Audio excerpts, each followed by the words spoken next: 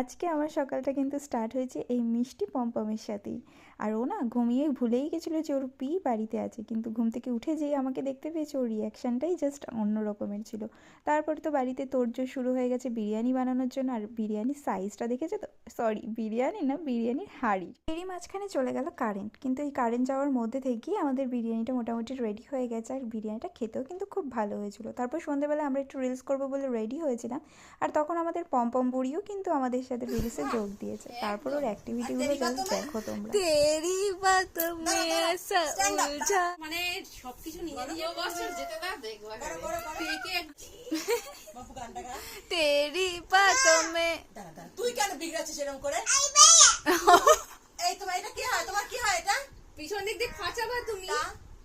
তাকে ডাকো, তাকে ও একটা উমা দিয়ে দাও তাকে। সবই তোমায় করে গো, তুমি এত